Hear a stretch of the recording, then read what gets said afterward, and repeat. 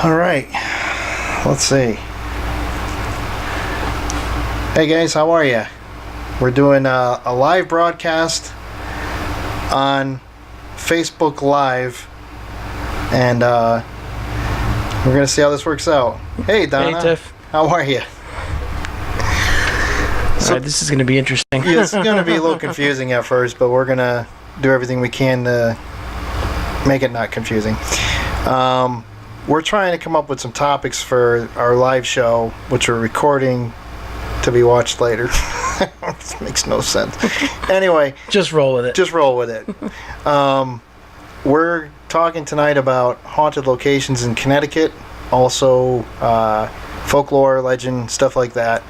And we're trying to get everybody involved with this, whoever is on at this time.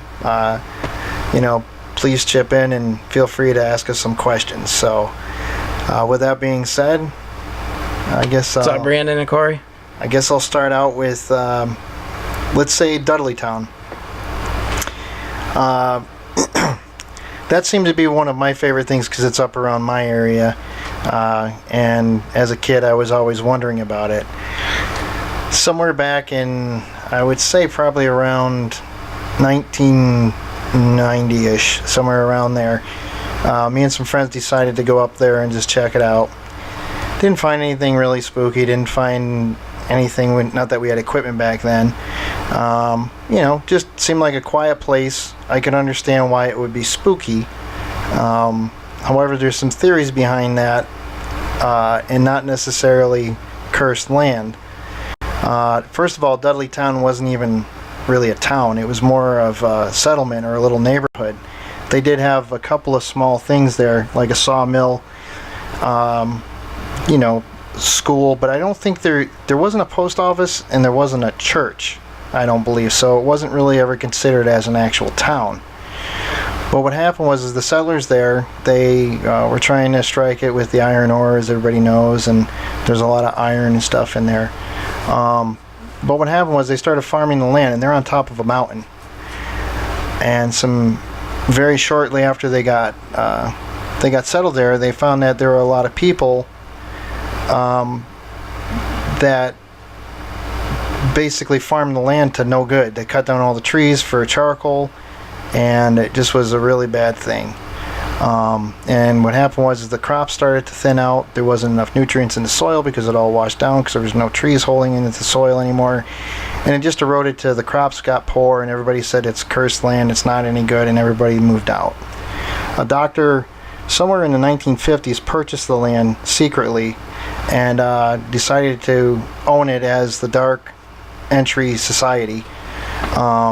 And it is illegal to go there.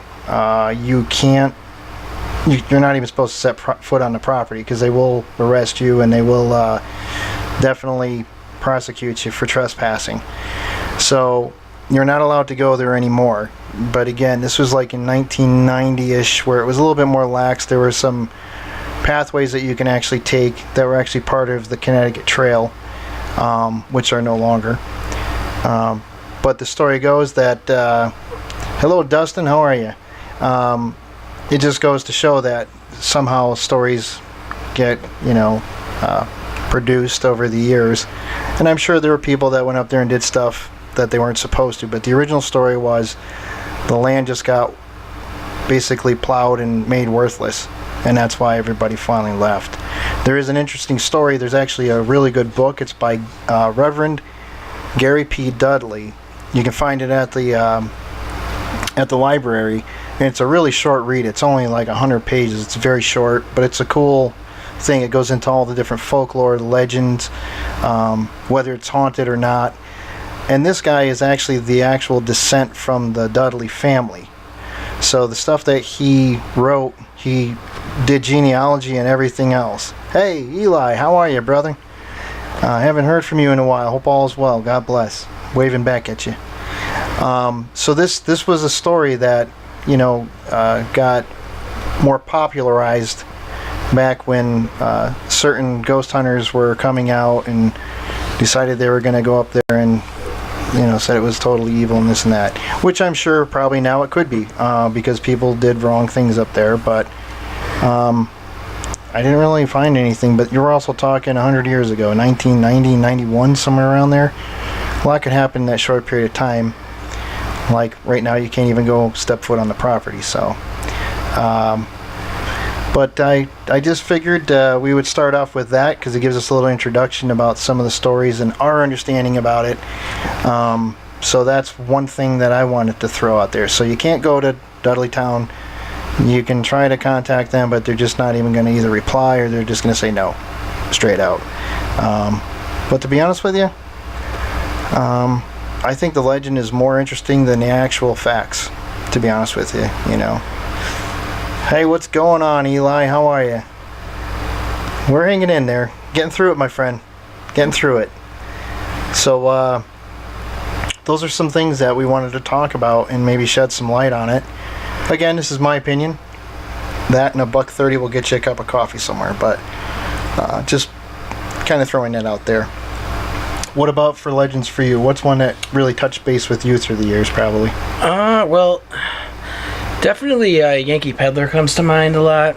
I've heard a lot of stories over the years. Plus, I've even had my own strange experiences there. Oh, talk to us about that. So yeah, going years back, it was on a Halloween, and my guess would be 2004. I was kind of out with some friends, and we were exploring the hotel, and we even had the night vision goggles out. Shout out to Tom. And we didn't really get much on the goggles, but I do remember one room in particular, I believe on the second floor, was ice cold, and the two rooms surrounding it and the rest of the floor was very hot. So I just kind of found that really weird. We saw some creepy dolls. One appeared to move at one point, but again, that could have just been the whole, trying to get ourselves all scared and freaked out, and it being Halloween. So you never really know, but it was interesting. Well, there actually has been documentation, supposedly through the Historical Society of Torrington. This is the only documented ghost story they've had in town. Was Mrs. Connell, yeah. And they made a movie about. Yeah, that was. Yeah, I mean, it wasn't based on facts or anything. It was a great movie, but it had really very little to do with the actual place. Yeah. But it was a great. I enjoyed the movie. It has really nothing to do with the actual. It's very loosely based on the true events and stories, but. True event could be, somebody heard the floor creak, and in the movie the door blows up and there's some dead guy committing suicide in a bathtub or whatever it was. I can't remember. It was pretty spooky, awesome movie. But yeah, so there's some different things like that. There's also there's many Green Lady theories in Connecticut. Oh yeah, yep. There's a ton of them. There's the one in Upson Road, which now you will also get arrested at because there are some really stupid people going up there destroying the property, but there was also somebody who was murdered up there, so it's best not to go up there. I shouldn't say they were murdered there, but the body was found up there, and it was horrifying. So now that's the Green Lady. That was that lady. That was the one that would be on Upson Road. Yeah, that's no longer allowed to go up there either. So don't go up there, guys. It's just not worth it. Again, I think the stories are more fascinating than the actual evidence. However, because of unscrupulous people and doing stuff, it's another place that we can't go. And I'm certainly not going to break and enter in any place. That's not how we do things. But it seems like the circle that we can go and investigate is getting smaller and smaller because people are just irresponsible, breaking stuff and entering, and unfortunately other criminal things. But it's sad because we have such a great and interesting state. There's so many cool places to go and visit, and yet as people who aren't funded by like a big major network that can pay a site fee of $5,000 and up, they're not going to look at us. And that's kind of the sad thing that happened through putting stuff on TV. It kind of ruined it for us smaller guys. And unfortunately, a lot of people have been forced to do breaking and entering stuff just for the sake because you can't get anywhere with anybody, and that's terrible. So it's really sad. Hey, what's going on, Ken? Jimmy, what's going on, buddy? So there's a lot of really cool stories you can still check out, folklore, legend, so that's kind of cool. The other Green Lady story that I know of, first of all, the one on Epsom Road. The one on Epsom Road is supposed to be a woman who was going to visit her husband who passed away. And she wasn't an elderly woman. She was probably maybe, 25, so I guess back then middle-aged. And the story goes that she had a shawl. She was visiting her husband's grave. It was wintertime, and she was always frightened. She would try to get out of the cemetery by nightfall because, that's when the ghosts come out. So what happened was she was visiting her husband's grave, put flowers down, and her shawl got caught on a branch or a fence post. It was unclear, but she thought that it was somebody or a spirit trying to hold her. She got so scared she passed out, and then she froze to death. And they found her remains supposedly in this cemetery. Now, I can't say that's real because I didn't really do any background checks on that. However, it's something that you could certainly, I think, check into, but the folklore is that it's her. She's trying to find her way out of the cemetery. People in Burlington said you can see a green hue. Some people say it could be swamp gas.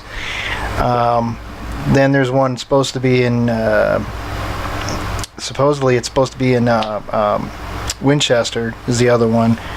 There's a couple cemeteries there. There's also one that's in a back road past the post office in town, and it's a dirt road, and it actually goes up, I think, to the end of Gurdat Road, and it's just a muddy road. You can take a four-wheel drive down through there and stuff, but there's a small cemetery, and again, unless people are jerks, I mean, it's a nice place. You used to be able to go and check out. There was supposed to be a story back there of a witch, I believe, named Sarah, buried in the back corner because they didn't bury supposed witches in cemetery, a Christian cemetery. So that's that story. There's all kinds of stuff. Ironically, I've lived here my whole life, and the only way I ever found out about this supposed girl that haunts Turtle Field in Torrington Really? was I've never heard I this. never heard it either. Yeah, supposedly there's a girl who's dressed in white. She was supposed to have chased her dog in a snowstorm. It's always a snowstorm. Why she's dressed in a white dress in a snowstorm, I don't know. But basically it was she was chasing her dog and fell and seemed to freeze to death again.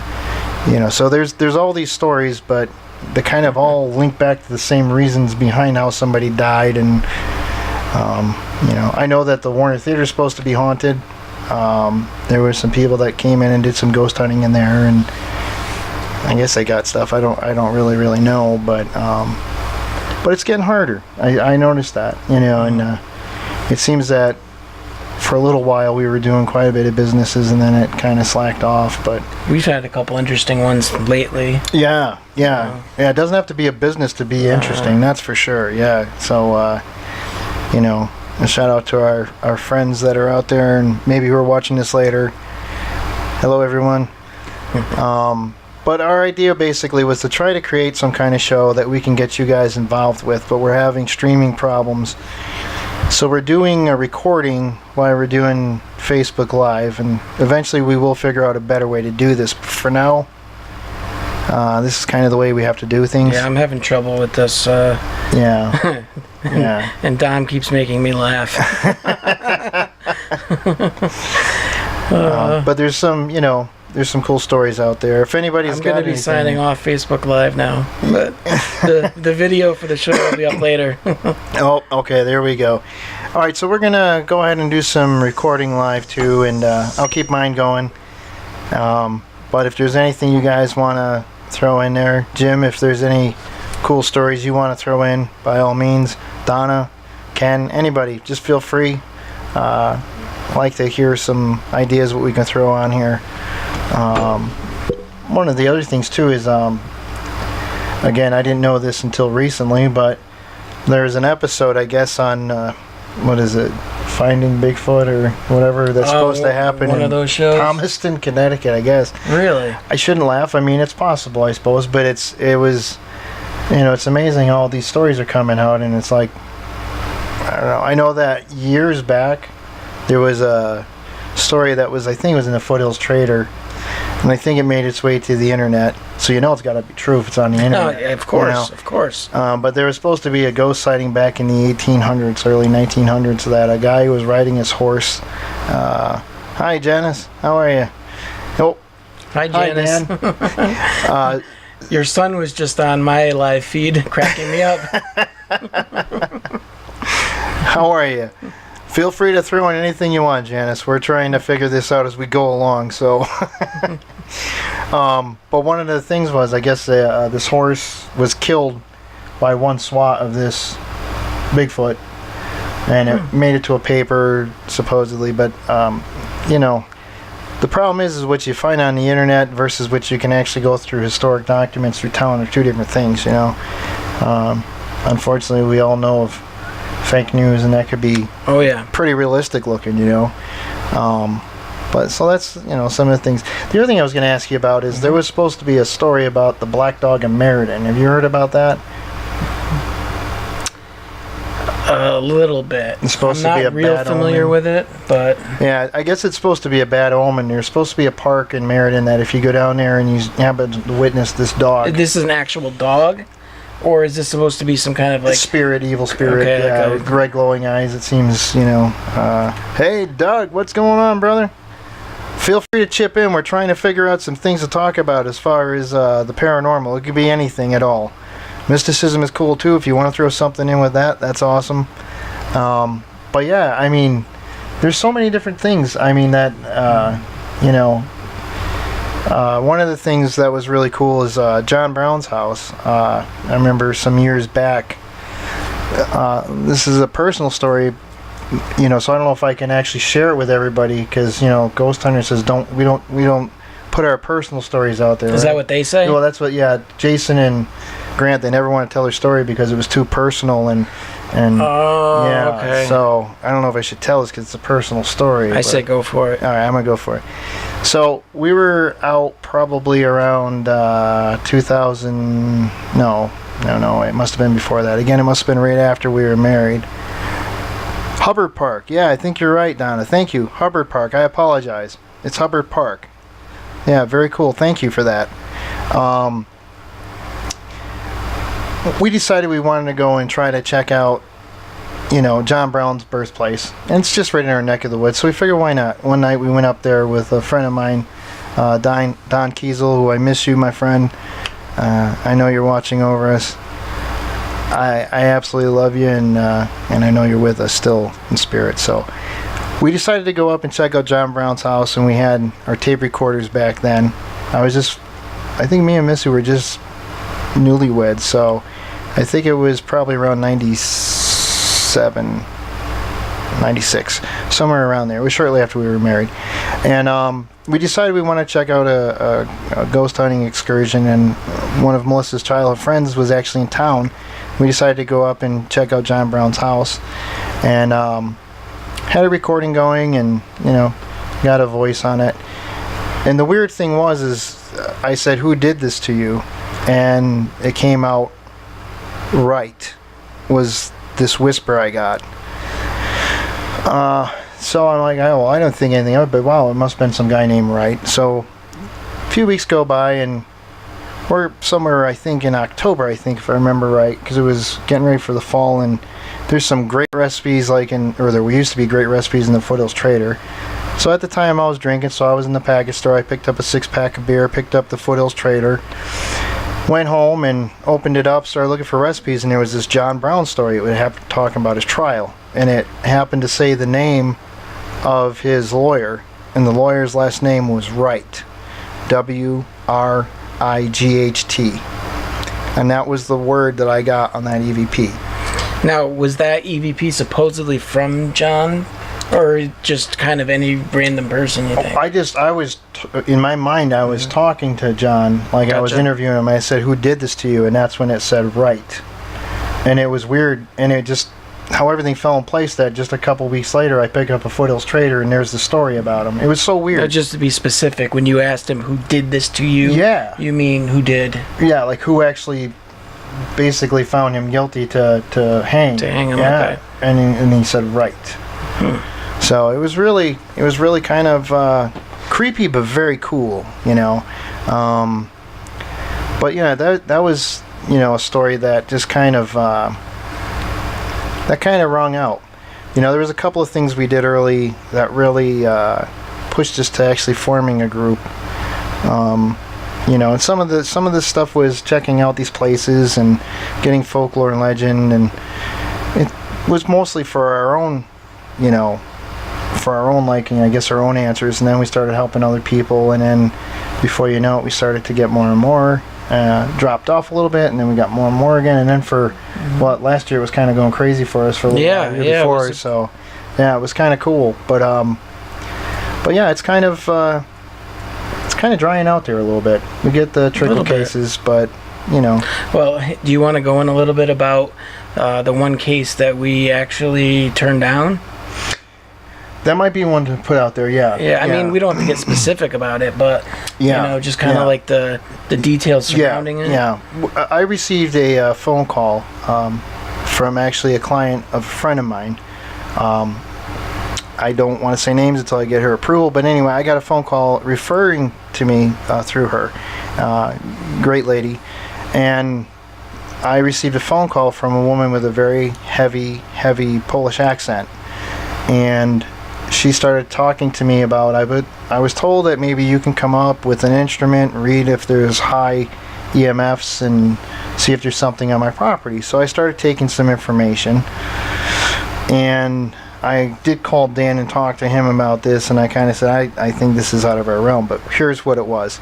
This woman contacted us that she had a cottage in Salisbury. I'm not going to say the woman's name or where this was located, but it was in Salisbury off of one of the lakes. And the story went that, hey Lou, what's going on, sweetheart? One of the things is we got a phone call, and this woman laid it on the line that her husband and her have a cottage in Salisbury, and there's activity there, and would we be interested in going up? I said, yeah. I said, can you tell me a little bit about the history of the house? And no problem, Lou, no problem. And what happened was I started questioning her about the stuff, and the woman said, oh yeah. She goes, well, there's actually been deaths linked to my cottage as well, with this other stuff of people walking around and doors closing and people seeing shadows. And I said, oh well, what was, you know, the correlation with this death? And she goes, well, actually it was more than one. I'm like, oh, okay. Supposedly a guy rented the cottage to do a party. I guess things got out of hand. The person got drunk, everybody got drunk, and they were pretty, I guess, disrespectful to the land, you know, leaving trash and stuff. And this person, I guess, was killed in an accident. Another one was a woman who was there. She had a graduation party for whoever. That winter she was jogging on the back road, and she got struck and killed by a passerby in a truck.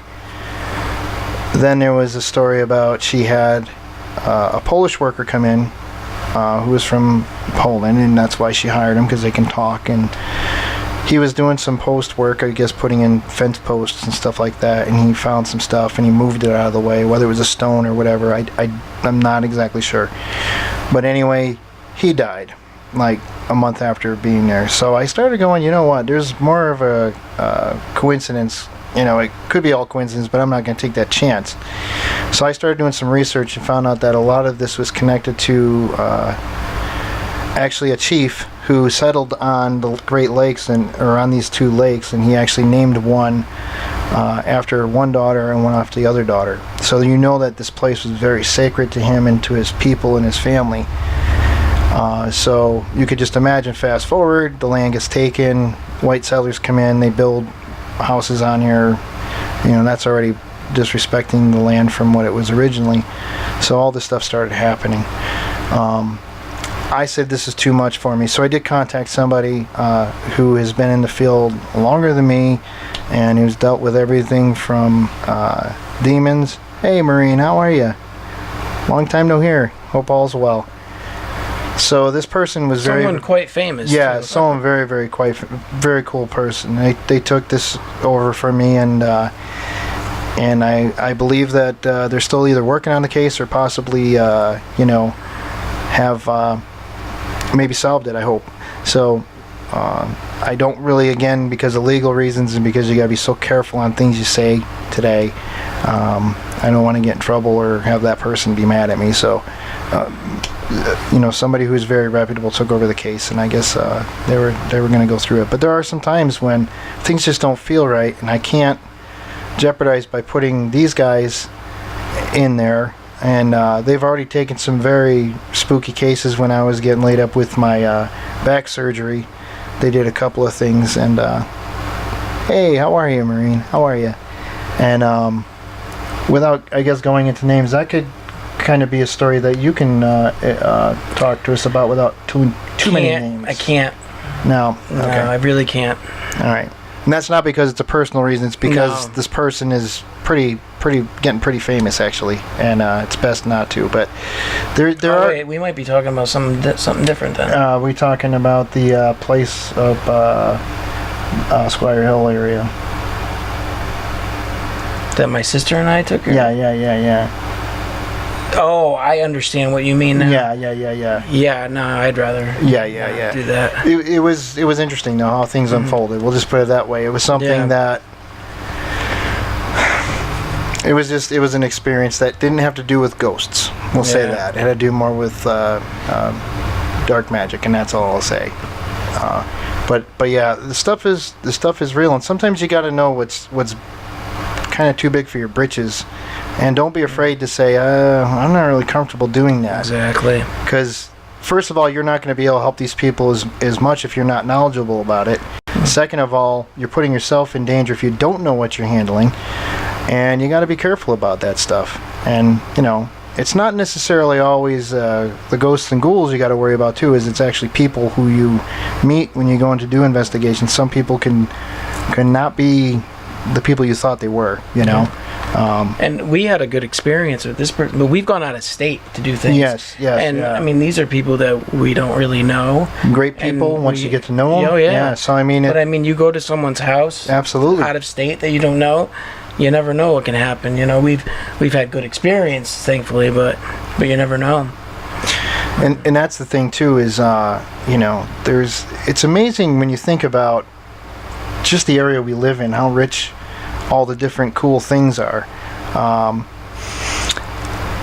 Yes, I am a paranormal investigator, Maureen. I'm sorry.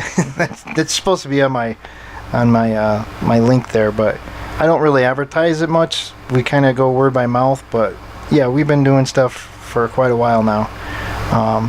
So any good ghost stories you got or any kind of suggestions you want to talk about, you can throw up there. We're also going into stuff as far as even Bigfoot and stuff like that. So anything you want. Hey, Mark, how are you? That would be a little fun thing to talk about is from one of our recent investigations. Yes? No, there's too much. All right, so... what was I going to say? With using the EMF with the let's talk a little bit about with the voice recorder. That's a good idea. That's a good idea. That was pretty interesting. We were called in to a local establishment, a volunteer establishment, and it's an EMS service, very close to us. Very, very great people. We love them dearly. And we were brought in there because some strange stuff was going on. Like there was a lot of noises, footsteps, and doors and stuff. Doors, yeah. Yeah. So we actually went in. I said to Dan and Laura and Melissa, we went in and we did some checking out. We did some baseline readings. And Dan says, he goes, I want to take the video camera. I said, okay, sound recorder, and the K2 meter and see what we get. I said, all right, cool. So Dan and Laura went downstairs. I stayed upstairs typing in some stuff, trying to draw diagrams of the place so we can set up cameras, or what the hot spots were that we found where we had spikes in the EMF detectors. And there was this garage bay that the rigs were parked into.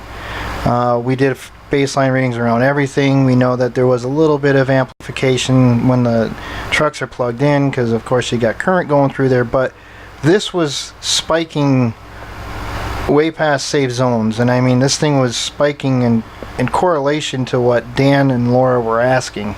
Yeah, this is very interesting. Because a lot of times you get an EVP, for those that don't know, electronic voice phenomenon. Nah, just leave it. Yeah, he doesn't want to have the camera on him. So. No, it's not that. Oh, okay, yeah. Where was I? Yeah, that's fine. There it is. There you go. All right, I get it. Kind of lost where I was. Okay, so EVP's electronic voice phenomenon. Now, a lot of people, they kind of take those with a grain of salt. It could be, just picking up a voice from somewhere else, or it could be some sort of radio frequency. There's a lot of things. So I wanted to try something different. So what my sister and I did is we grabbed the EMF detector, which tests the electronic fields, and what we did was we asked yes or no questions, but asked them in a way where we wanted anything to be yes to light up to a certain color, and every answer that's no to light up to a different color. I'm not going to bore you with all the details, but we asked a lot of questions, and what we found, though, is we kept consistently getting yes or no answers. Yeah. And then when we went back to listen at the recording, these answers were being validated by voices we heard that corresponded to what we were getting on the detector. So when we would get a yes for a, where it would light up for yes, then we would also hear something say yes on the recorder. So not only we were doing that, but then we were videotaping it as well. So we could see on camera where it was lighting up to, and then when we went back to listen, the answers we got corresponded to all that. So it was very interesting. Kind of got three pieces of evidence to all corroborate each other. So we found that very interesting. Yeah, just trying to get it so we can kind of set it up so it's. You have to excuse us because we're setting up a studio and it's not necessarily in a very private area. We're trying to figure things out, so we're in the process right now of. No, definitely not camera shy. No, he's not camera shy. No, there's another reason for he's that. He's like, we'll just say that the room out. He thinks it's a mess, but it's immaculate as far as I'm considered. But I get what he's saying. But no, there was that night really. Took me by surprise because this was stuff that you would actually see like on these movie, like the actual channels, like the Ghost Hunters or whatever. Actually better than that, because this stuff Absolutely. wasn't taken off and reproduced and stuff. This stuff was taken live and it was real. I can tell you, through the years I've been doing this, I never got responses so quick. Yeah. I mean, within a half an hour of being at this place, we had 12. We counted like 12 or some different. We got around 15, but we threw a couple out. Yeah. We will throw stuff out, and unlike TV's Ghost Hunters and all those other people that say, "Oh, it's a Class A EVP," if we have to tell you what it says and you can't hear it and it's as clear as saying, "Hi, how are you?" Yeah, then we don't use it. Yeah, that's it. So, oh, there's Missy. Hey, Miss. So these are all some things. We're trying to figure out how to get all this, two of us on this one camera. They said it wouldn't do it if I tilted it, right? Is that what it said? Yeah. I don't think it records right that way. Oh, okay. All right. So I'll go back to holding You know what you could do? You could face it at our screen. I don't know if that'll work. I don't know. I'm backwards though. Oh yeah. Yeah. No, that's not gonna work. That's not gonna work. No. Anyway. So we're still working through our bugs and stuff, but just trying to go through some different stuff here and try to make this work. Once we can get streaming, we won't have this terrible cameraman who's trying to hold this while he's talking. I gave up. I was on Facebook Live for a little while, and I gave up. Yeah. So that's kind of the thing too. Hey, Missy, what's going on, hon? Hi, Missy.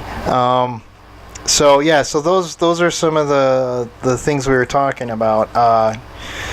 Different stories. There's the other story too we can talk about quick is the Thomaston Opera House. I don't know too much about that one. All right, well I'll fit you in with what I know. Again, people, if you want to fact check, that would be great because I'm kind of talking out of my butt, but I can tell you the basic story that I've heard. And one of them was during the construction of the actual opera house, that they moved a cemetery. And that cemetery was supposedly moved to the ancient cemetery in Hillside Cemetery is what it is in Thomaston.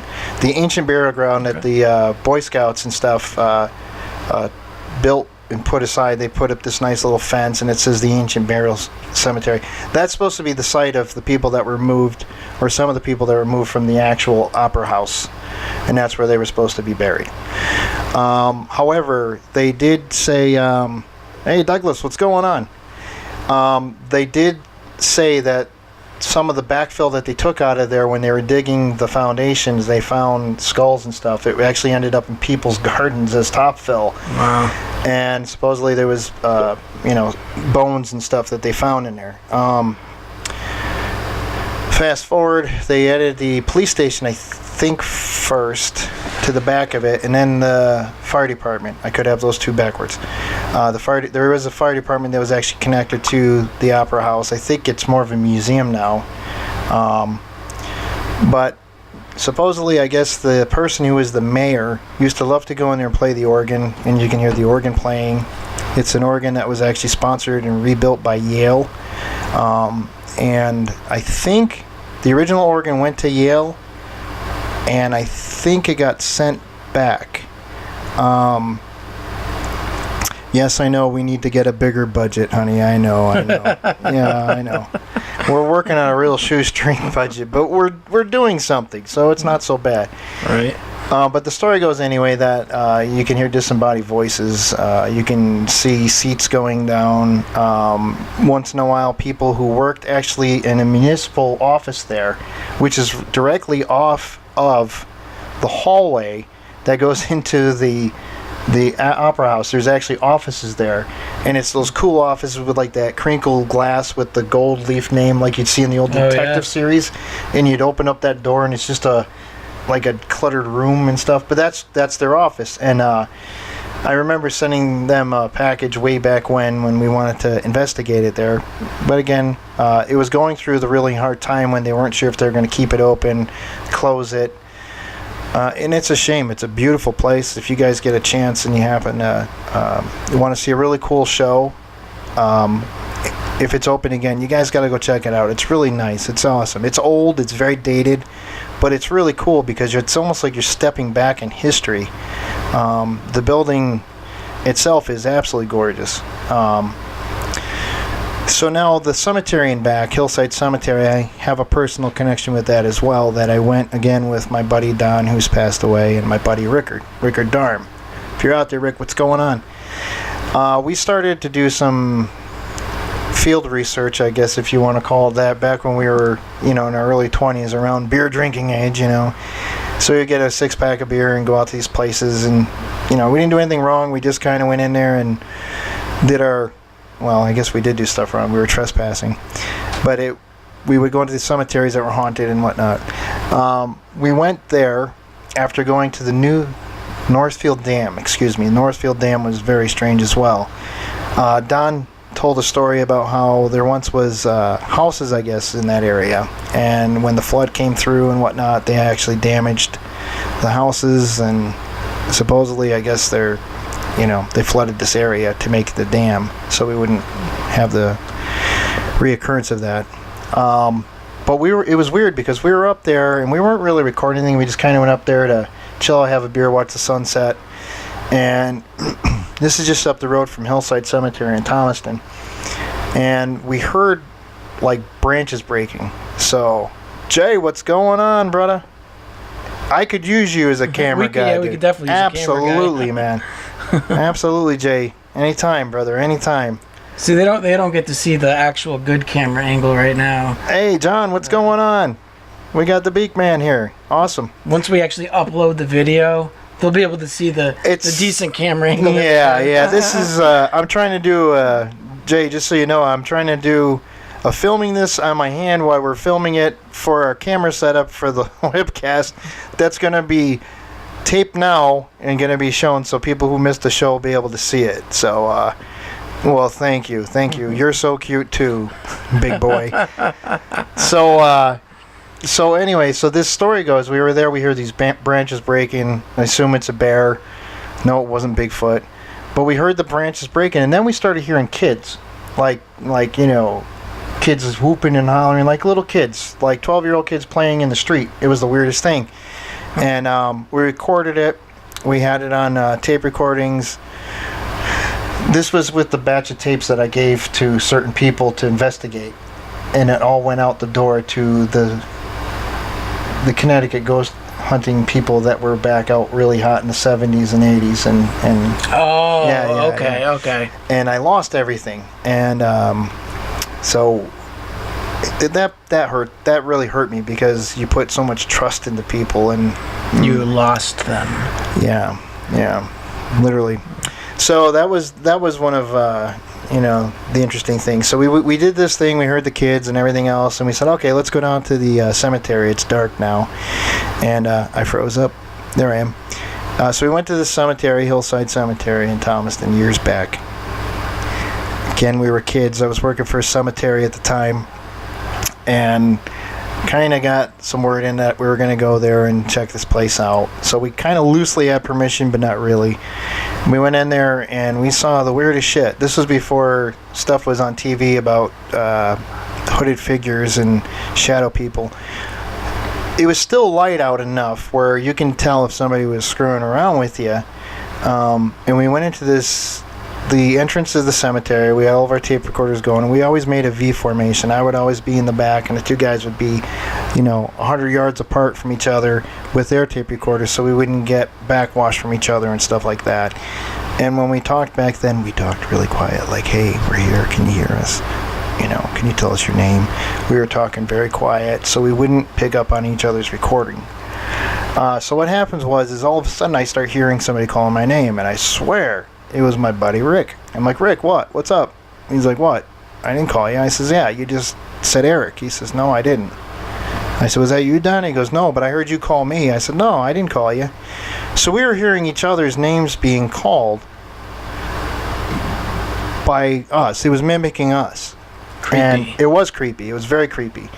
And I remember we were seeing physically with our eyes like red streaks of light. Well, fireflies, maybe brake lights reflecting, but when you go to Hillside Cemetery there, you're going to realize that you're far enough away from the road that you're not going to get any reflection from any tail lights unless they're actually inside the cemetery. And we actually captured these on film.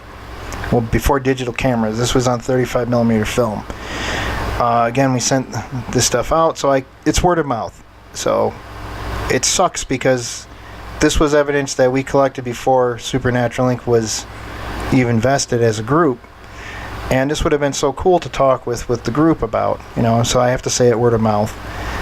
But we did actually see this. We saw, it looked like people ducking in and out of trees, and you'd walk over there's nobody there, and that was based around that ancient cemetery.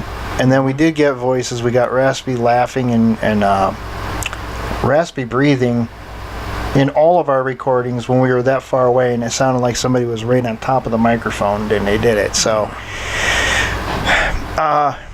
what was it? I don't know. I can tell you I wasn't afraid, which was really weird because we probably should have been, but it was like I felt completely protected, I guess, because I knew that my intentions weren't anything bad, but it still was creepy, Mm-hmm. And for the longest time I'm like, I'm never going to go back there, and fast forward sometimes my kids heard me tell the story and they said, we want to go see this. I want to go to the cemetery. So I said, okay, we'll go to the cemetery. We went there during the day. And there just wasn't any creepy feeling anymore, you know. So yeah, it was pretty crazy. Let's see, I got a message here. What's this say? Hillside Cemetery in Thomaston, mind you. Hillside in Thomaston, mind you. Yes, I said that. You don't want him as a cameraman. Jim.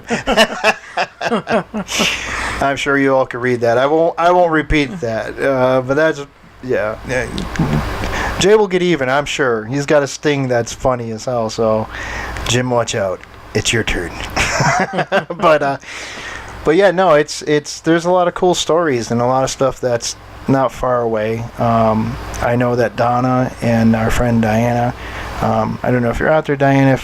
If you said hello, I'm sorry if I missed you. But if not, I'm sure Donna will tell you to watch this later on.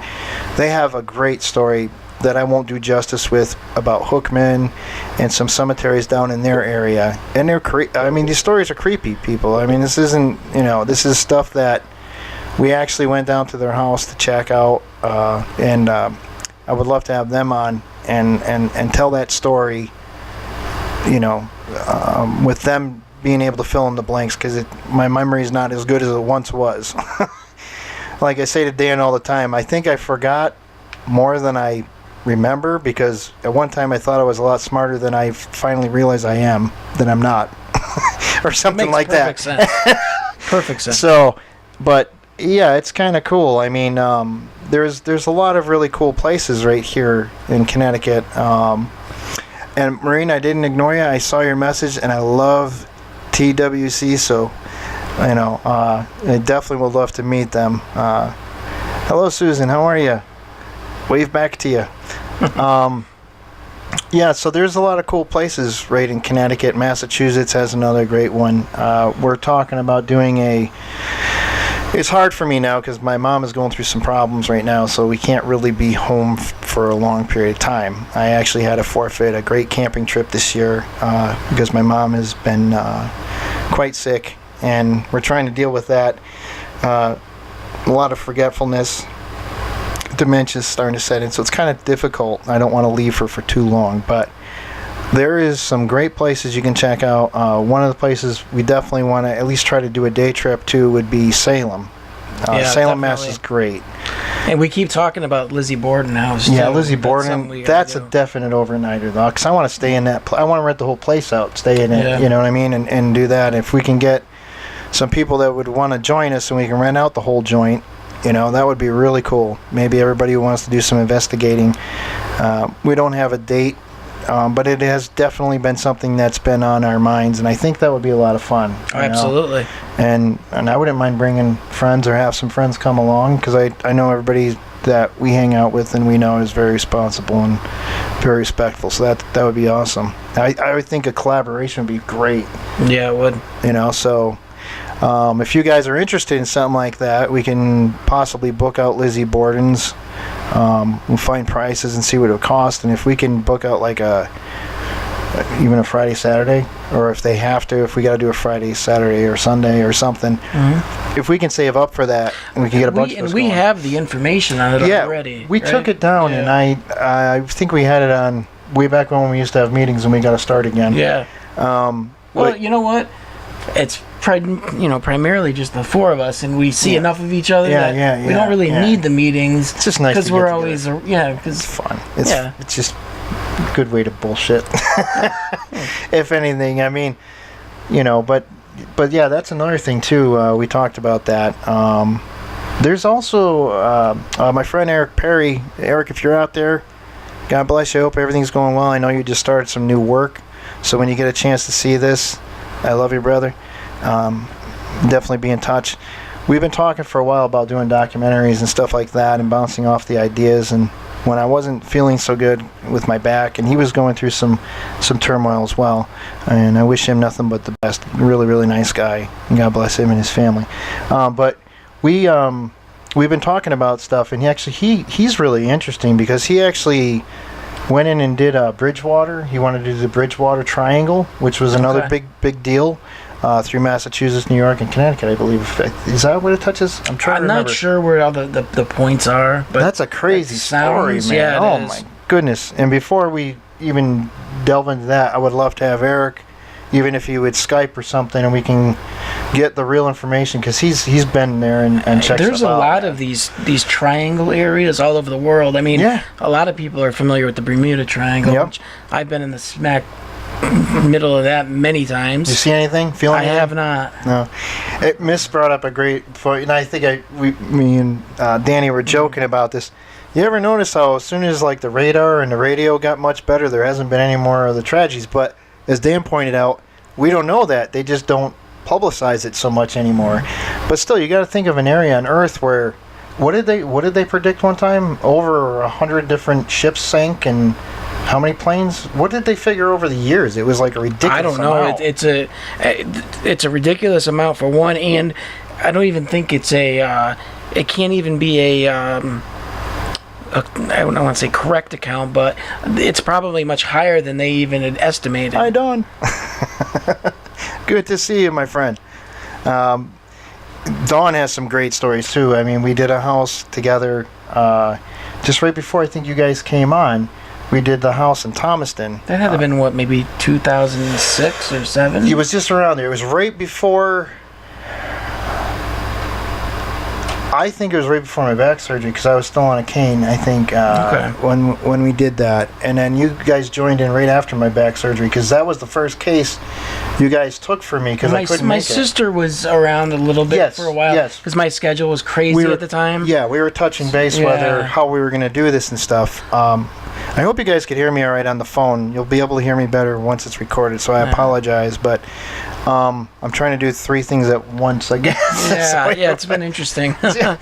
it's doable, but it's kind of a pain in the butt. So we'll have to try to see if we can figure some stuff out. We actually bounced off some ideas about how to get a good solid line coming in here, so it won't be so choppy through the live streaming. But yeah, I mean, there's so many cool stories, I think, through the years that we've touched base on. I could do a whole show on my grandmother's house, as we just touched last week for the introduction video. I could do a whole show on I know you can. my parents' house and the house my brother and I own. In your grandparents' house. Yeah, although I really didn't have much It's good though. experience there. I think your grandma is there. She's because the new neighbors who live there. Actually, you know, such a love and it's feeling funny in you bring the that up, because my father actually talked to Karen about that. Oh yeah, yeah. And Karen had a couple ideas of what that might Absolutely. be. So You know, that's the thing. I am going to say a plug. If you really want to talk to somebody very interesting who can help you with medium ship. I guess, yeah. I don't want to say the wrong thing. This woman is incredible. Karen Kilmartin. God bless her. I love you, Karen. I hope you're doing well. She's a great lady. My very first sit-in with her was amazing. I was at a family's house, and they actually said, you know, could we do a party with you, Karen? She's like, yeah, sure. I like doing, you know, this and that. So she did a house party, and she did psychic readings to all of us in there. And I went in there very cold. I didn't really want to give too much, because I just did not believe that something like this was so possible. Until it happened firsthand, and she told me stuff that made my jaw drop. Like, she knew the nickname of our daughter who passed away. She knew that my father passed away, that my daughter passed away months within each other, how my father was worried about my alcoholism when I was drinking so heavy, and she said that he's so happy to see that things turned around for me. So God bless for that, for my girls. They got me off the juice. So, but it's amazing. And this woman knew all this stuff, and I didn't find out I actually knew of her family till after the show was done. And she goes, you know my brothers. And I said, I do? And she goes, yeah. She goes, Pat, and, you know, she said the brothers. And I'm like, oh, yeah, God almighty. We grew up together. I says, you know. So it was so nice that we can touch base with that. And she also helped me through some very dark moments in my life, too, when I was going through my pain and stuff. She helped me out. And just phenomenal. If you really want to be pointed in the right direction, or just just to have somebody who's very compassionate and understands about both sides. Karen is the real deal. I absolutely love her. And a good friend of mine, Eunice Jones, who also did some psychic work with us. She's fantastic too. I love you, Eunice, if you're watching. But yeah, there's a lot of good people right within driving distance here, which is so cool. We're starting to network out more with these fantastic people, and I love them dearly. They're family, my good friend Chuck and Tab. Hi guys, I hope you're out there. I love you. See you soon. I see you Saturday, I guess. Yeah. Laura keeps asking about the spirit box.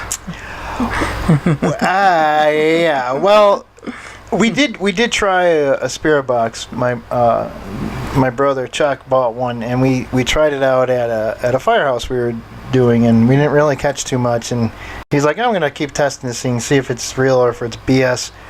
And we're both kind of still on the fence about it. However, I will say this about it, and chime in if I'm wrong, or you guys too, chime in if I'm wrong about this.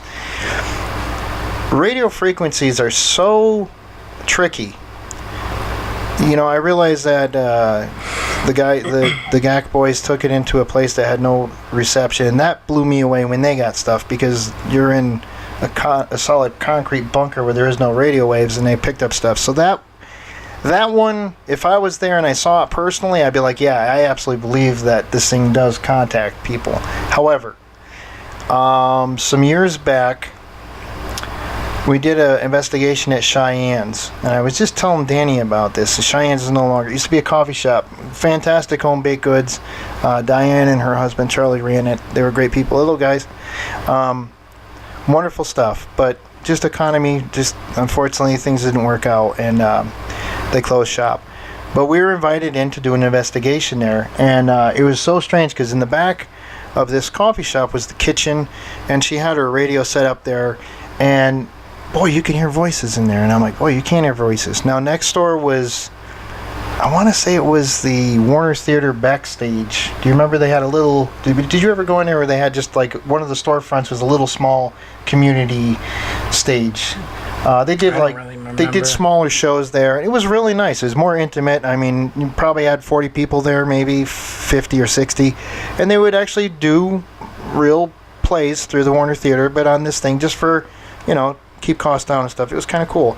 So that was there, and this was not going on next door. The other store next to it was vacant. And we kept hearing these voices and everything else, and I'm like, geez, I don't know. I just don't know. Something's not right about this. And all of a sudden, I started putting two and two together. Well, right up the road was that, I say it wrong again. WAPJ? Yeah. W what? APJ. APJ. Hey, guys, from Torrington, Connecticut. The alternative FM station. Anyway, it was so cool because even though the radio wasn't on, it was on standby, you can actually hear those voices coming from the speakers, so we debunked that. But we did get what sounded like a woman in high heel shoes walking across the floor when we had it locked up, and it was about 2 o'clock in the morning. And we were all downstairs because weird stuff was happening in this office, and we went down there, and it was high EMF because there was electrical cords everywhere, and I'm like, well, that's part of the weird feeling and this and that, so we chalked that up to that. But while we're down there, we actually hear the door open and close, which was locked, and we had the key. The police were notified we were there, so that way, in case by accident we set off the alarm, they knew it was us ghost hunting.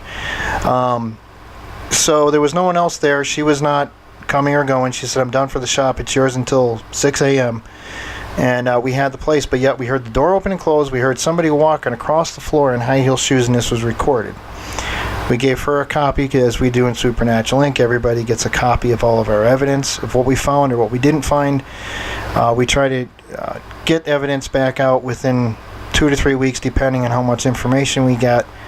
So actually, we opened the case together, and we also closed the case together. And unlike other groups, we don't mind if people who live there, who experience stuff, are there while we investigate. It would make more sense that the stuff would happen with them in the house than when they're not. Unless they say we're too freaked out, we'd rather have you guys come in and see if you guys could figure it out, then that's fine. We'll be absolutely happy to do that too. But we found through the years that investigating empty places, when activity is going on in broad daylight, or you're seeing stuff why the lights are on. You don't necessarily have to have the lights off to see stuff. I mean, if it's going to build up enough energy, you're going to have it. Is it easier in the dark? I don't know about that either, because then you have stuff like light deprivation that happens, which means your eyes are trying to focus on something if it's pitch black. And it's kind of like, that thing where you rub your eyes really hard and you can see all those little blue and red X's and O's and those weird things when you're rubbing your eyelids. That's part of light deprivation. Your brain is trying to focus on stuff, so what it's going to do is you're going to start seeing unusual stuff. You might see a blue blob, you might see this, but unless it's actually captured on camera, you say in that corner I see somebody, and then all of a sudden in that corner when you put the camera there, there's something. I really think that 90% of that is light deprivation. We also know about refraction and reflection of light, how it can bounce off stuff and it can cause almost a holographic image off the camera lens, and it could look like it's away from the wall and stuff. We've had all that stuff, but there are certain things that we just can't explain, like self-illumination orbs that come out like a bright spotlight. We've seen that both through our eyes, but also through film. We've seen stuff like that, and I can't explain that. Or like little sparks. Why lights are on, mind you, not that it's pitch black, but you can see sparks. We've seen all kinds of stuff. And I mean, I guess if, you got doubters out there, they're always going to say, that's just your imagination, you made it up because you're in a spooky place and it's the right feeling and this and that. Hey, that could be part of it too, but... Which is why, though, that we like to have multiple pieces of evidence to back up a specific claim.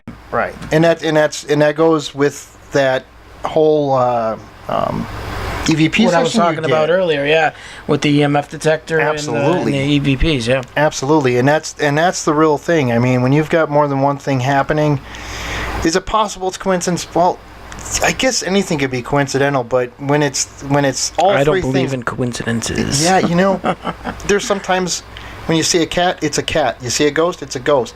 Sometimes it just is what it is. Which is something interesting. I was going to talk to you outside of those shadow things that I really don't consider as necessarily a ghost, but that could be the interdimensional things too. I mean, as far as we know, I mean, if you're chasing shadows in the dark, why can't you believe there's ultimate? I mean, they've already proven, right? I don't know if we can say they proved it, but mainstream science believe that there's a high probability that there are alternate dimensions. See, now you're talking like me. I made him sound like Elmer Fudd because I got to take a drink of water. So excuse me, folks. Just so you know, it really is only water. Yes, we're that weird without drinking. Isn't it amazing? But yeah, I think one of the things that blow me away about it is when you started introducing this idea to me, I was kind of like, well, that's kind of weird. It's kind of this and that. But then you start thinking about stuff. And it kind of ties clicks. Everything together. It clicks, and it's kind of like, well, why couldn't that be true? You know what I mean? So that's why becoming complacent in this field is not good. You should always keep an open mind about everything, no matter how much. At some points you might go, geez, I don't know about that. But if there's one little speck of light that can be shed and you start looking into it, that makes it worth looking into. If anything, you learn something, right? I mean, that's what I always say to everybody. We may not find ghosts when you go, paranormal investigating, but you learn about the history, you learn about the building. I love architectural stuff, woodworking stuff. Some of these places we've gone into, the firehouse is amazing with that fireplace. I mean, I could spend hours looking at it because it's all handcrafted. It's a beautiful place. It's really kind of cool because you're brought into kind of a really intimate circle, especially if it's businesses or places where people congregate. It's kind of cool. Let me see. There was something else I was going to talk to you about tonight, Dan, and you guys out there. I did want to bring up something, too, about safety, because it's always in the back of my head, and if I could warn people at least and make them think about either breaking into a place, which you shouldn't do. Yeah, we don't condone or suggest anyone do. Yeah, try to get permission. Basically, that's the easiest way to do it. You're not going to get in trouble. And how cool is it if you guys get permission to go do stuff? Diana finds great ways to get into cemeteries and stuff like that, simply by keeping an open line of communication.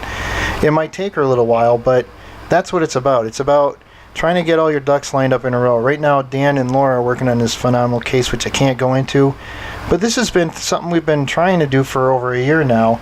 And it's just, you gotta get in, you gotta let people know, first of all, you're not gonna swindle them, you're not, and it's, listen, if somebody was coming to my house and entering my personal space, I'd want to know everything I could about them too, and I want to make sure I'm comfortable with them before they come into my house or my business. Absolutely. Because today you just don't know. So, that's very important too.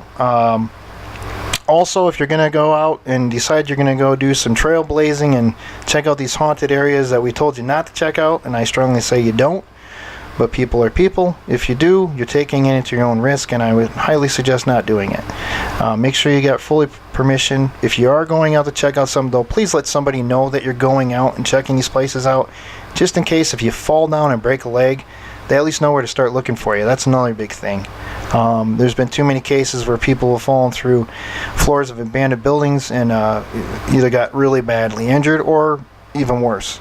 So make sure you know what you're getting into. Make sure you have permission, and make sure that you keep a line of connection outside of that investigation.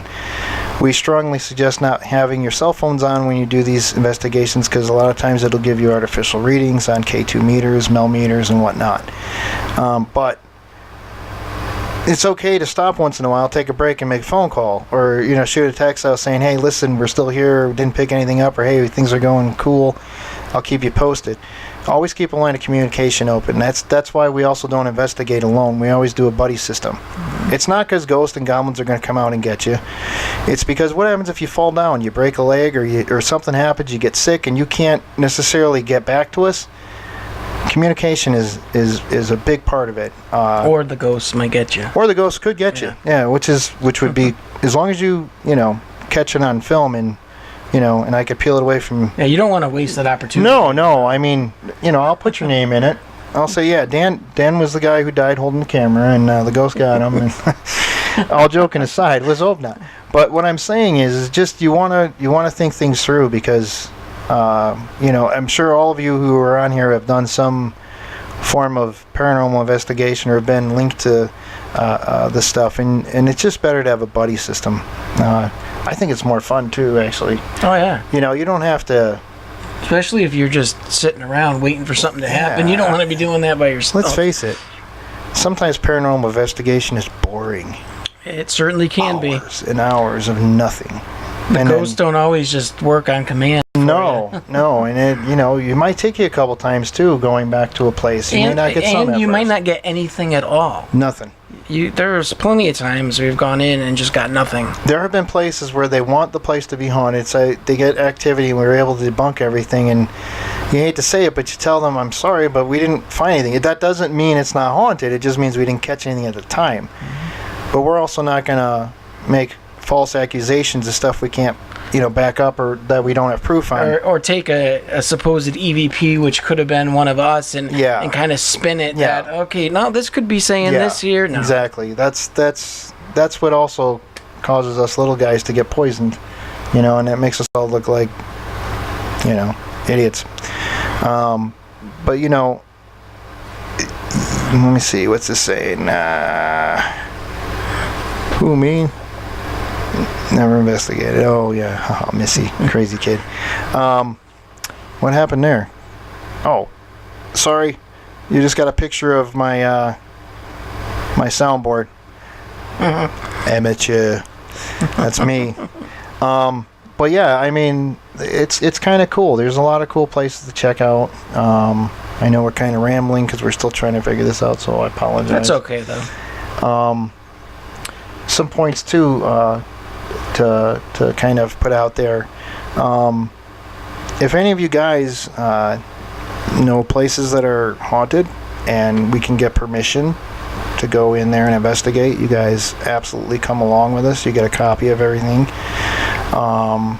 And you get to learn about equipment. And maybe you know more about equipment than us, then that's great. You can teach us too. So we definitely love input and people. We don't shun anybody away. We try to work with other groups. We try to help each other out. That being said, too, we do lectures once in a while. Yes, we do. I have one anyone coming up. We have one coming up at a couple of the senior centers, believe it or not. Oh, God, that makes me feel so old. Yeah, but we got a couple at a couple senior centers. There's going to be one in Avon. I will definitely post it. I got to work out some of the other things. There's another one in Waterbury, and there is going to be. We're going to do one down at the Torrington Library. It's going to be free. That's going to be coming up in October. Right around Halloween October, time. yeah, October. And there's one of the other ones is around October. I think October 19th, which I have to double check on everything because we had some things kind of go crazy with us when I actually had to cancel a show, and I felt horrible. I've never canceled a show in my life, but Riley, who's doing much better, she was going through some very scary stuff, and I could not make that, and I felt so horrible about it. So I apologize to anybody who might be watching this, and if you were supposed to go see a show with Supernatural Inc. Investigations doing a lecture and it was canceled, it was due to personal problems with my daughter, and we were going through some scary time, but things are good. Things are very good.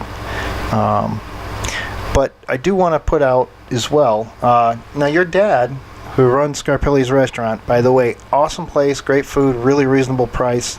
Guaranteed you're going to have so much food you're going to have to take some home. Awesome people. Just really, really great place to eat. Really reasonable for family. But he also does some shows with Karen as well, yep. right? So they do some lecturing down there, and she does... you guys did like an awesome pasta dinner last time, right? Didn't you guys do like a... I wasn't down there for that. Okay. That sounds about right. We were even thinking if you guys think we would do a show down there and you guys could come down and have some dinner with us. We were bouncing that idea off as well.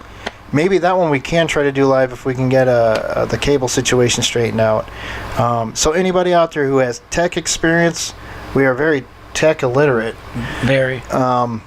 We could bump and scrape our elbows and get by a little bit, but we're not professionals by any means. Obviously, if you've seen our recordings, you know that.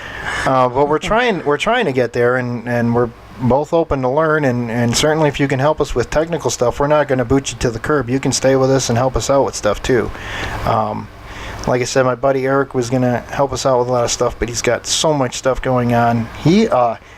He is so interesting because this guy goes all over the country and checks out this place, just like my friend Dawn. Dawn's been to the Stanley, and she's been, I believe she was at the Viscilla X house, I believe it was. She was there. She's been to all these different places. If I'm wrong about that, Dawn, I apologize. But these are also places I would love to go. And it would be so fun to have a group of us, to say, hey, why don't we book a trip there? But like I said, I got to get things straightened out with my mother first because I can't leave her alone. So if there's any visiting nurses out there, any information you can give me for that. My mother is elderly. She's got the beginning parts of dementia. It's difficult. We're going through a lot. And certainly I'm open to suggestions. We're just trying not to lose our house and keep her healthy and keep her home. That's the main thing we're trying to do. So with any of that, don't mean to be a dark shadow, but I'm throwing that out there too. So, but I wanted to also talk to you about. We were talking about certain conspiracies and stuff like that. Let me see. Hold on a second. I was there the night that Karen did the pasta dinner at Scarpelli's. Not a dry eye in the house. That's good to know. Yeah, she's amazing. She really is amazing. It just blows me away. We've done some house cleansings with her as well. She's very powerful, and is when Karen comes in, I let her take over as far as that stuff goes. Yeah.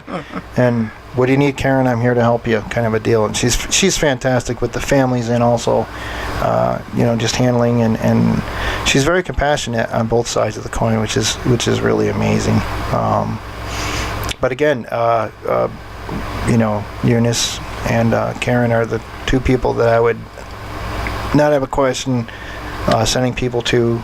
Eunice doesn't do as much stuff as active as Karen. Eunice is more quiet. It's word of mouth, but she's done some stuff. But Karen is phenomenal. she does help people with services and stuff like that. So it's kind of cool.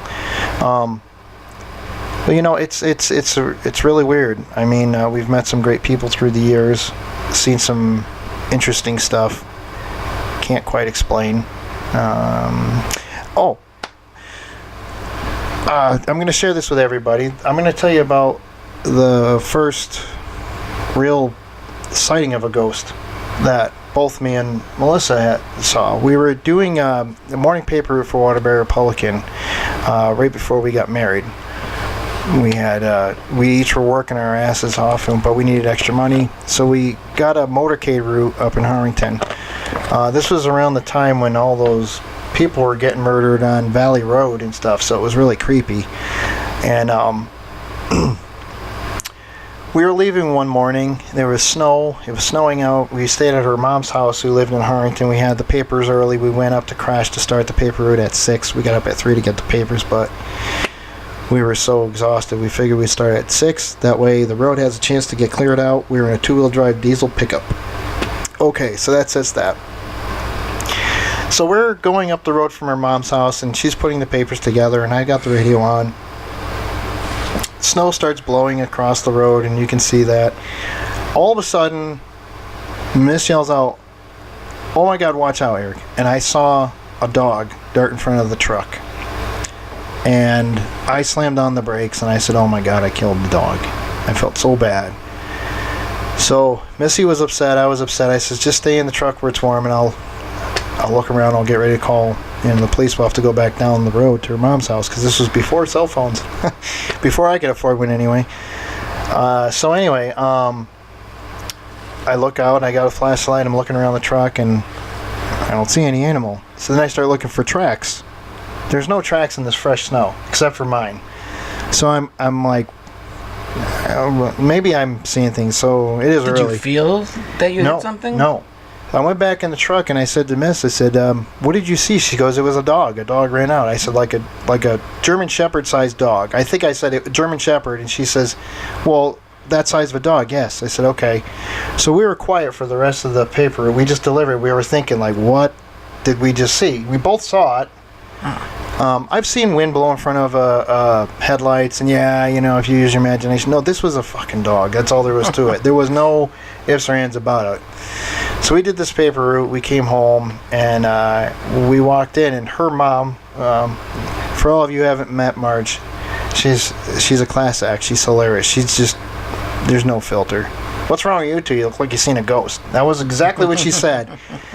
And we said, "Well," and we looked at each other. We were kind of like, we don't know what we saw. We saw a dog run out in front of the truck, and I hit it, but I didn't. And just then, my brother-in-law's coming down from his bedroom, and he goes, "You guys hit a dog?" I said, "Well, up by Hunt's." He goes, "Yeah, I hit a dog there last month. It was a German Shepherd, ran in front of the car, didn't have a chance to stop, and I killed it." And that was the same area, the same house, right in that same area that this dog ran out in front of us, and we swore up and down we saw a dog. Outside of the hooded things that I said we saw, that I did see at the ancient burial grounds, that's the only time I've actually, now that I'm thinking about it, the only time I could actually say I saw something, you know. Missy has seen stuff that I didn't get to see. She had experience at one of the houses we were investigating, and she saw the outline of a person, almost like you'd see their aura. It was all sparkly. Again, it wasn't pitch black in this room. There was you know, dim lights, but there was lights on enough where your eyes shouldn't be making this weird thing. But yeah, it's kind of cool. There's just been stuff through the years that you know, I picked up, and I feel bad. I've been talking mostly, and that's okay. This was more, you know, geared towards your topics. Yeah.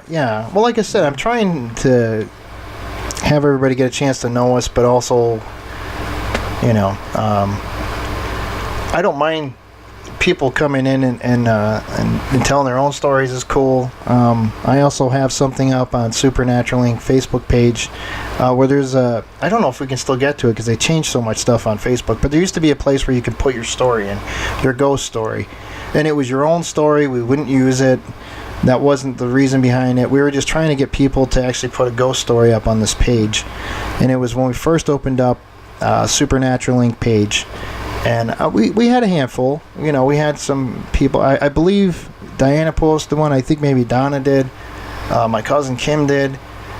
We had a handful, but nothing too crazy. I think you guys might have too. I'm trying to remember. It's been so long ago, but that's another thing we want to talk to you guys about, because Dan and I are going to revamp stuff. We wanted to get back into the website, revamp that, along with trying to get the YouTube and the Facebook thing. And I don't have an Instagram. I did at one time for a short period of time. I just didn't understand it, but my daughter said, maybe you ought to log back onto that. You probably like it, you know. Let's see what Missy says. The kids in our old apartment saw shadow people. Yeah, that's right. I forgot about that. I think I talked about, was it last week? I talked about the one time I saw something and heard it stomping up the stairs. Yeah, look, go over that again. I want to hear that again. I got to drink some more. I think I'm pretty sure that it's on the last this was you and upload. You and your brother both. Your brother heard it too, right? Yeah. Because he was laying down in one room, and I was in the other side of the house, same floor though. And yeah, I saw somebody run through the hallway into the kitchen, to the dining room, and then up the stairs. Mm-hmm. But not only did I see them, I heard them stomping their feet. Yeah. You know, so you could hear it was loud. Yeah. And so a couple minutes go by, and I kind of tiptoe upstairs, seeing where he went, and I couldn't find him anywhere. Yeah, that's right. You said somebody. He must have snuck out really quick, because I didn't see him. Yeah, so I run downstairs, and there he is, half asleep on the couch, and I ask him, did you just run upstairs? And he said, no. And I said, did you hear someone run up the stairs? Yep. And he said, yeah, that wasn't you. Yeah. So I don't know what's creepier, the fact that could have been a ghost, or that it might not have been. I don't know which one's creepier, to be honest with you. I would think the not being one would be creepier, because at least if it's a ghost, you know, well, they're supposed to kind of sort of belong here along with us, but who's this person if not, you know? I mean, that's something I think that, I don't know if we've ever ran into squatters and stuff. I'm trying to remember. I think that night when we were at Cheyenne's, there was somebody in the alleyway or something like that, or, you know, might have been a poor person there. You know, I don't like seeing, you know, the other things. Just somebody was down on their luck. I think there was somebody there. I think, but none of that ever really affected our investigations. Not yet, knock on wood. But you know, you just don't know. I know the case that that Dawn Valancourt called us into. There was me, another person who was in the group at the time, Melissa, and them. I believe it was. Oh man, memory is so bad. Dawn and God, I can't think right now. I'm so sorry. Please forgive me. I can't remember the other girl's name. Awesome. Did some ghost hunting as well, and I'm just drawing a blank now, and I feel horrible about it. But it was Dawn's case, and she invited me in to help out with it, and I went in there, and we got all kinds of EVPs that were just off the wall. You know, like how sometimes you get chatter, like, you know, and we kind of chalk up to an audio matrix, we call it, because it's just a bunch of background noises, and it could possibly be a voice, and maybe it's not a voice, and it's a noise that we didn't recognize, and nobody acknowledges it. There was a lot of that stuff going on in this house, and this house at that time didn't really have any internet. I don't even think the phone lines worked. It was just a big, empty, beautiful, contemporary home that I guess would be considered a small mansion, because there was a doctor's office and stuff in there, and this bank was taking it off to put satellite offices in there because their office space was just too small. They owned the property, so they decided to turn it into office space, and it was a really creepy vibe there. It was different. It was very beautiful. The woodworking was to die for. Hand carved railings and scroll work and fireplaces and stuff, and I wanted to go back so bad, and we just didn't get it the chance. And then But it was a great experience. But that was one when we kind of went in there. We had to check to make sure there wasn't squatters. You know what I'm saying? So that's kind of where that correlation with the other story. But yeah, I mean, there's a bunch of stuff too. Let me see. Outside investigations. I've done a couple of those. Like I said, it's kind of tough because you get a lot of environmental. Yeah. Plus, I mean, you're not really in a controlled environment where you can block certain stuff out. Yeah. There could be, like you said, environmental things, animals. Yeah. Other people in the distance. It's really hard to contain an area that way. Well, that's like we went with Diana to Mystic, and we went down there, and I didn't really catch much as far as EVP-wise go because there was just so much highway traffic noise because everything was right by this gorgeous cemetery. But there was just so much noise that you couldn't make out unless we were inside the buildings, and then things were kind of quiet. But yeah, I mean, we have no problem helping other groups out. If I can't, Dan is him and his sister. I totally trust as well with Justin Baranti, who's been on the road and stuff. But also, hold on one second, guys. My battery's going dead, so it's going to get choppy here. But also, Chuck and Tab are great people too as well. They've got us in a couple cases who helped us out towards the shoreline of the state. So, everybody who's in the group is really respectful, knowledgeable, and if they're not sure, they're not afraid of asking questions. And that's why I love my group, and I love the friends that we have through other paranormal groups. Montville was a great story too. Thank you, miss. Montville was another one that we had to be careful with squatters because there was an apartment complex, and we went out investigating. And actually, that one I'm going to save for another time because that's a long story, but it's really cool. But I was just looking at the time, and I think we've probably used up about an hour already, didn't we? Hour and a half, just about. Hour and a half, okay. Well, I'm not sure how well this is going to sit because it's been a long one. It's been fun. I'm really happy all of you guys signed in. I love you all. Thank you, my friends and my family. You're actually all my family, as I call you. But yeah, we're gonna wrap this up. I think between now and then, me and Dan are gonna crunch a little bit more and think of some other cool topics. Yep. I think. Do you want to stick with this as a Thursday? That works fine with me. Yeah, it works fine with me. If we do an it's investigation, just kind of nice to keep it consistent. Yeah, I like it. So kind of people know when Thursday when night's it's the coming night. Thursday around 6 or 7. Yeah. That's kind of cool. And I think too, feel free to on YouTube check us out at ChasingShadows2018.com. I keep going to it, and it doesn't show the 2018 for me. Yeah, it comes up as just Chasing Shadows. Yeah, so you'll see these ugly mugs on there, and but please comment and like us, follow us, because we're trying to figure out subscribe. I don't know if you do that too on Facebook. I think it's just friends and family, but please do that because it's going to give us a little bit of a push. We're going to figure out stuff. The shows will get better as we go on. It's a work in progress. I'm sure as we get some technical people to help us, illiterate people, it'll be much better. But for now, it's fun.